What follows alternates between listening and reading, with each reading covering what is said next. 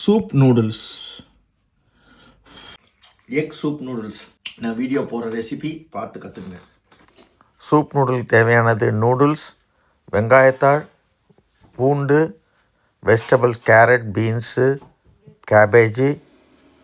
ஒரு வானிலில் எண்ணெய் ஊற்றிட்டு பூண்டை ஃபஸ்ட்டு போடுங்க, வெங்காயத்தாழை போடுங்க. வெங்காயத்தோட நல்லா சாட்டே பண்ணுங்கள்.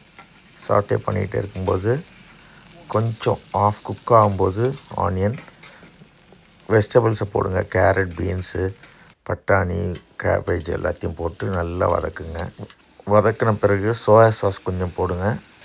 போட்டு சாட்டே பண்ணுங்கள். அதுக்கப்புறமா சுடு தண்ணி ஊற்றிட்டு கொஞ்சம் உப்பு, கொஞ்சம் பெப்பர், கொஞ்சம் அஜினமோட்டோ போட்டு எக்கை நல்லா பீட் பண்ணி அதில் போட்டுட்டு எக்கு நல்லா இதுவான பிறகு அந்த நம்ம நூடுல்ஸை போட்டு கார்ன்ஃப்ளவரை கொஞ்சம் தண்ணியில் போட்டு இது பண்ணி அதில் ஊற்றிட்டிங்கன்னா ஒரு திக்கு கன்சிஸ்டன்சி வரும்.